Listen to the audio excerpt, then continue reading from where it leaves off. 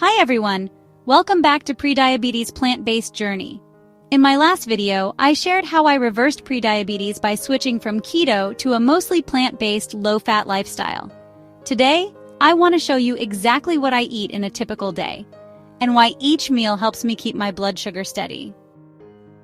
Let's start with breakfast. Most mornings I have steel-cut oats. I usually buy a big bag of organic steel-cut oats from Costco, the Bob's Red Mill brand. These are ready in 7 minutes. I prefer steel-cut oats because steel-cut oats are less processed than rolled or instant oats, which means they have a lower glycemic index, slower effect on blood sugar. If you don't like steel-cut oats, the best next option is rolled oats. Try to stay away from instant oats. Steel-cut oats are rich in soluble fiber, which slows down digestion and helps prevent blood sugar spikes. I add chia seeds or freshly ground flax seeds. I grind the flax seeds myself because the shell protects the oil, and once you crack it open, you get those fresh omega-3. To keep them from going rancid, I always store my flax seeds in the fridge. That way they stay fresh and full of nutrition. I also add organic Saigon cinnamon from Costco, which not only tastes good but may help with blood sugar control, and usually some kind of fruit on top. If I want sweeter, I add more fruit or chopped dates, stevia, or allulose. Sometimes I make my oats with water, and other times with pistachio milk. I like pistachio milk because it's creamy, naturally slightly sweet, and lower in saturated fat than dairy. Did you know that pistachios are actually one of the richest natural food sources of melatonin? Most people think of melatonin only as the sleep hormone, but it's also a powerful antioxidant for the mitochondria. And we really need to support our mitochondria because they're the powerhouses of our cells. Plus, it's a nice change from almond or soy milk and gives the oats a richer flavor. One tip I love is making a big pot of oats so it lasts in the fridge for a few days. It saves time in the mornings, and there's an extra bonus. When oats are stored in the fridge, the starch actually becomes resistant starch.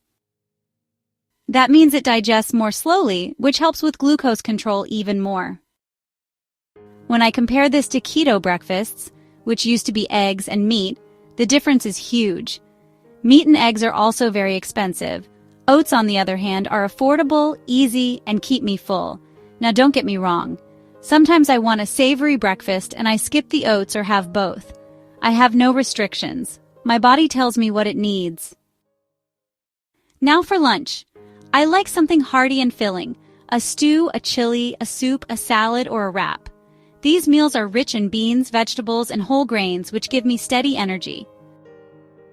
About twice a week, I include some animal protein, usually either hard-boiled eggs or sardines. If you don't like sardines, chicken breast is a great option.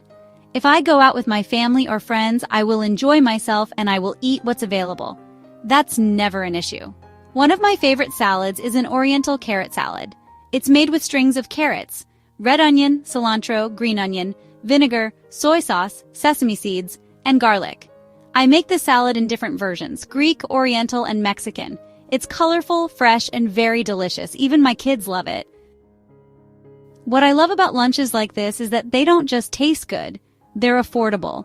A bag of beans or lentils costs just a couple of dollars, and it makes a big pot of stew or chili that lasts for days. When I was on keto, I was spending $30 or more on meat and eggs and butter for a single meal. Now I can make a whole batch of food for $10 with vegetables. Dinner is usually similar to lunch, another stew, chili, or a wrap. Sometimes I'll switch things around depending on what I've prepped, but the pattern is the same: whole grains, beans, and vegetables. For drinks, I do have a coffee in the morning and sometimes sparkling water with balsamic vinegar later in the day.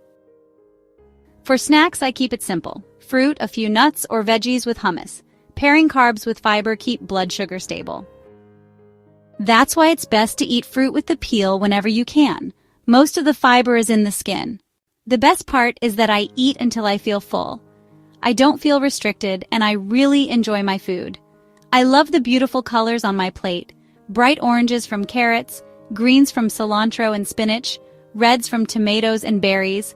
It feels like I'm eating a rainbow. Some people don't like cilantro, but I like cilantro.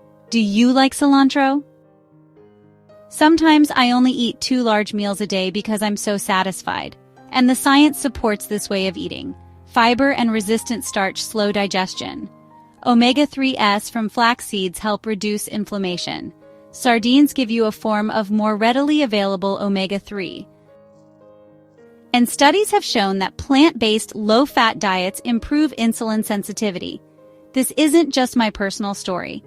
It's backed by research. What do you think about what I eat in a day? Please leave some comments, and let's help each other on this journey.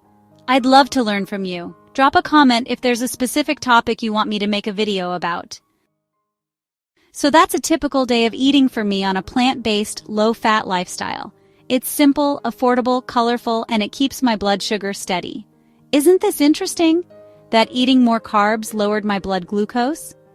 The reason is that it tackled the root cause, the insulin resistance. If this gave you some ideas, please give it a thumbs up and subscribe. Next time I'll show you my backyard fruit garden and how it helps me eat healthy and save money. See you then.